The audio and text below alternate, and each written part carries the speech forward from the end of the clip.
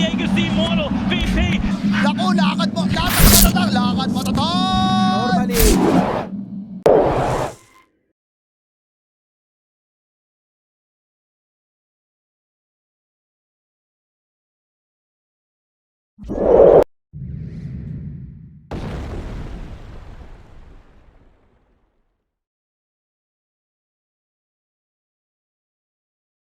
Is actually usually pretty good against Visage because of the damage over time. He deals against familiars, but he can also just be destroyed. So Neko, they're in going to prevent Tombstone. Yep.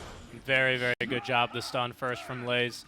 Tombstone comes out. That's a different fight, but no. And DK, that is definitely a possibility for them. And the idea is, can they trade towers more effectively than BB can? Well, that's a way to go.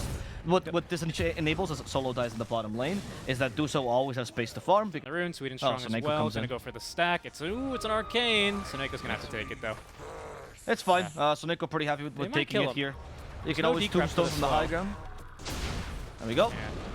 He might die though as a result. Yeah, no one. They got the split earth off. Here comes Laurel. They want to at least fight as much as they can. Laurel don't realize his mistake as he ball lines away. Force Major with the help. The Tombstone zombies are annoying no one. It's only level 1 Tombstone, but it's going to be enough. No one's going to die here. And they get a 5 for a mid laner as Laurel. And they are going to be holding them off as Natus is just standing here, ready with the Arena of Blood. So Neko even has activated the Flesh Golem, and there's the Arena into the Tombstone combo. Lays might be in some trouble. Okay.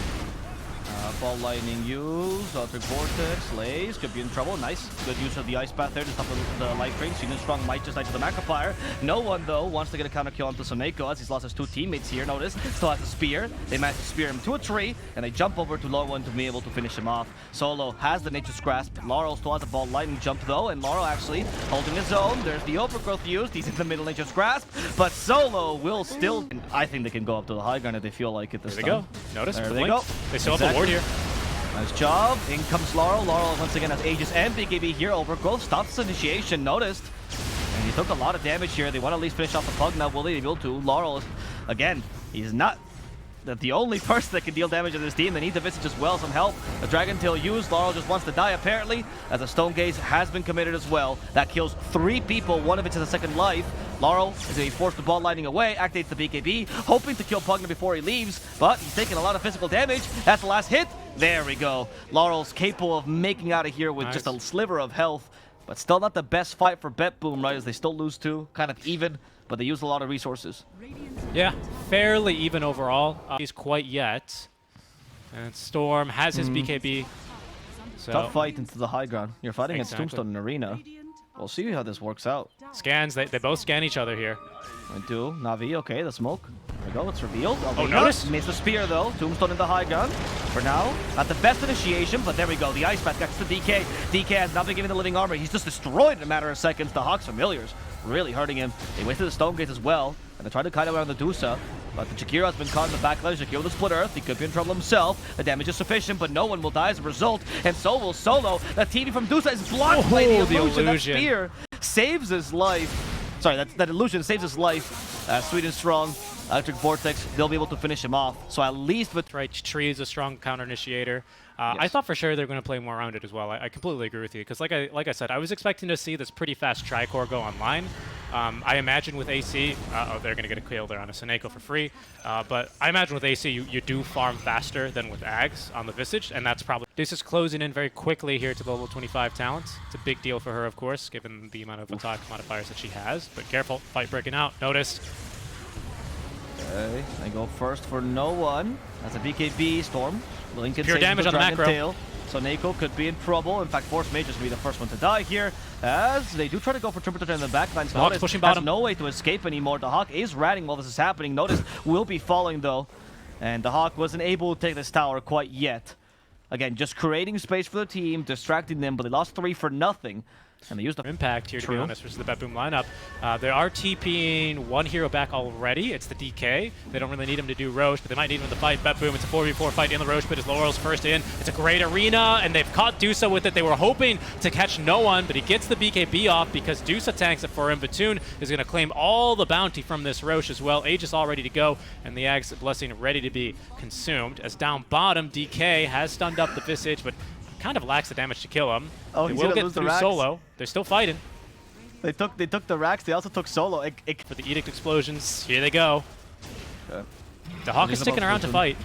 All right, they displace Platoon. That's the best way to deal with Dusa generally. Storm comes in, takes the trip for a ride. There's the Arena of Blood used as well, keeping the Dusa out, forcing her to eat that Macropyre damage. They're trying to calculate the age as well, 18 seconds. So they can potentially kill Dusa. She's just going to die. Expires. Yeah, she's going to die to the macro, though. Good choice. Good choice to kill yourself there. Otherwise, you could have been in trouble. They can't really turn this into anything. The Hawk. He's been stunned. He's been killed. He has to buy back immediately. But Dusa is dealing way too much damage. That Stone Gaze crushes BB. The buybacks come out like crazy. BB, at least they managed to lay down the Arena. Vatoon, there's no spear to stop him. They help him with a life drain as well. Vatoon is keeping himself healthy. They get the Hawk's second life here. They also find the Undying. 2 diebacks. Immediately the Outer Vortex with the axe from Laurel. But is the damage going to be sufficient? A great Ice Path on top of that. At least Lays will die. They're going for the Leshrac next. Vatoon out of mana, but he still has a bunch of damage. Mars cannot survive this. He's forced to spear away. Another great Ice Path, but they just don't have the sustained damage. The Hawk is dead, and BB will protect her. It was very impressive that they actually even held their own against Adusa, right? But it was Navi's game to lose at that point. Look, they even used the Arena there to protect a little bit. Whoops. One last fight for the boys. Let's get the team fight out. Mars is already dead, though, unfortunately, so that last fight for the boys is going to be quickly finished up as the Ancient falls. Navi will win game number 1, and they beat BB's Visage strat. A really big deal here, as that's one of their pocket strats they've been running a lot. A forced ban.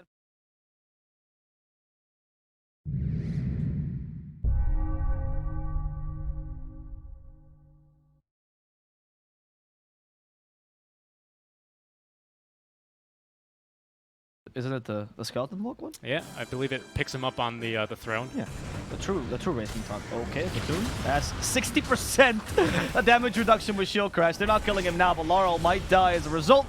Okay. Laurel does die, but he does get the first blood, or they do get the first blood on Platoon with the Hawk. That's fine. And the Stroke of Fate slows down Sweetness Strong. Notice they go for God's Rebuke. He has another one soon. In fact, Soul Assumption will just get this kill instead. There's the God's Rebuke. They're cleaning house, Richie. Sola's in trouble. That level 1 Penitence is actually screwing him over. Notice can get this kill too. Finally, a kill for the offlaner. 4 for 1. Oh my god. He actually commits suicide as well. Yeah. Because he just wants to go back to lane. Now it's working out. Another Blast level 1. Get what? I think it's 8 nethers. Yeah, you get 8. Yeah, 5 nether blasts at level 1, right? It's kind of crazy. The amount of mana that he has is great. That's so much damage. If you hit both people with them, it becomes really difficult to fight him. We do finally get the Holy Persuasion, though, on Soneko. They killed on bottom in the meantime, as Natus will pick up one onto Platoon and perhaps even Solo, who's looking to maybe get Force Major, but there's not enough Thunder Strikes left in the tank. The Spear as well will pick up the second kill here for Natus. It's his 3rd of the game already, and Force Major just simply going to go in the TI qualifiers. He was still like, yeah, you know, it was pretty cool. I could have played better. I remember a couple mistakes, and he points them out to us. Soneko's going to get Sweet and Strong. Oh, no, it's actually going to be given to the Hawk. Lays regretting the choice of going to Soneko. That melee creep utilized to much more impact than I was expecting. The new patch is projectile speed. It used to be dreadfully slow. Yes, that was good, actually. Versus a CK, impressive.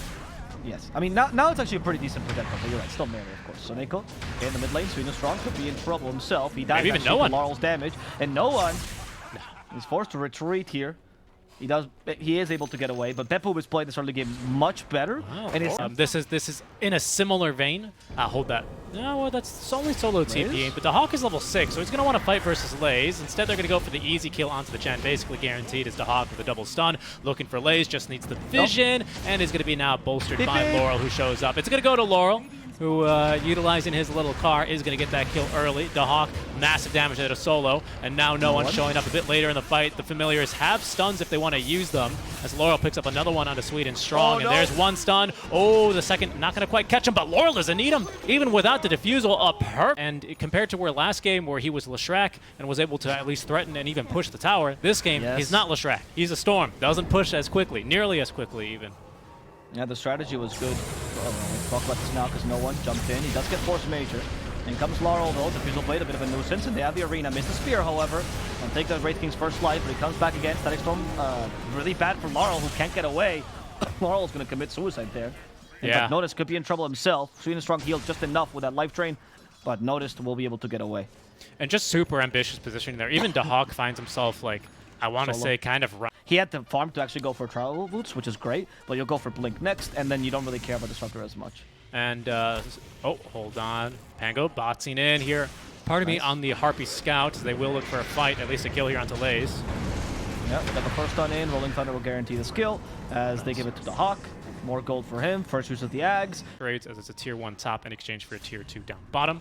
And the Hawk and the rest of BetBoom even looking for more, as that's a great initiation to catch both supports. And Solidarity trying to keep themselves alive, but they're going to lose 2 immediately. No one making the jump has the BKB going immediately for Force Major, as he's going to be able to dispel himself with his own shard. And now no one low on mana gets back on his own high ground. Laurel thinks about giving chase, but will actually drop back, as that's Aegis being reclaimed out from BetBoom.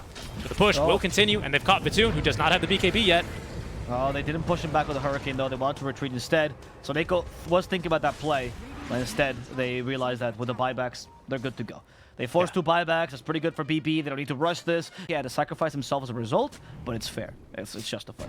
But now without Arena, no BKB on Storm. Yeah, Navi, they're feeling a bit stronger. They still have BKB on Wraith King. They still have a second life. Laurel, instead make that Lays, making the jump in, will be immediately picked off. Great Rolling Thunder here, as Laurel looking to try and burn the mana. This Wraith King does not have a shard, so if they can burn his mana, he will be gone for good. Storm caught here without BKB. It's a good static Storm by Solo, however. That's going to try and enable here the Wraith King, but he's going to be pinned and sent very far back, killed off eventually. The Orchid here is going to be onto the Pangolier, but not enough magic damage, and in fact, they get the kill onto the Storm. So Neko even throwing the boys here versus Batoon here on his second life. BK beat up. He's trying to make a run for it, but will be picked off by Dahawk. Soul Assumption. Now no one realizing that he's got no one here to support him, but Sweet and Strong is going to have to back off, and that's BB winning massively in the fight, as they're likely to get Solo here as well. Yeah, huge. No, or let's say blunder. But I feel like once the CK died there, Navi should have had the patience to just retreat, right? But they tried to get the smoke mid lane just by hitting creeps.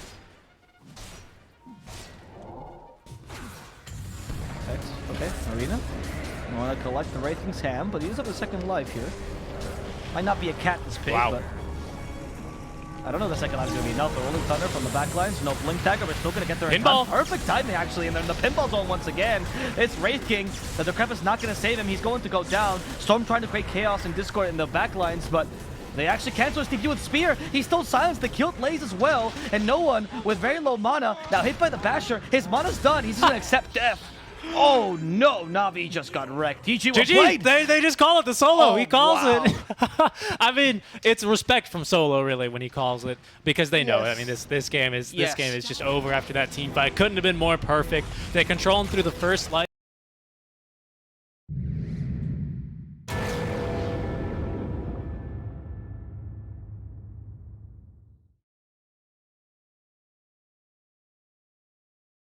Solo fights against Bane, it's, you know, the brain step is the key. Okay, he did this in the game against Team Spirit as well, right? Where Soneko decided no more triangle for you and just took over. How has your courier ended up here, sir? Oh, because he forgot. Oh no. Awkward. Oh no, run! It's not getting any items, though. No, that's what I'm... Interesting or funny is not our forte. Nope. That's for sure. No. We're good at podcast style. We do have a Nightmare available, so I'll set up for the Shackle Shot. Is there Javelin? There is Javelin. Yep. Like, what is it stun for? Lays. Oh, no. They messed up there. It's okay. The Nightmare gets dispelled. Next power shot ready. Didn't really hit it. And Lays will die, but it took a while, so Neko that was first blood. First blood for Laurel here. As you retreat to the Haste Rune. In comes the Storm, though. Haste Rune's about to end. The Hawk just got his level 6. He's going to cover Laurel's retreat, but can he cover his own? Rainbow TPs are here. They want to continue this fight. So another close. missed power shot. Sweet and Strong will try to retreat, and they do save him with a missed coil, but unfortunately, Shackle Shot will spell his doom. They got him.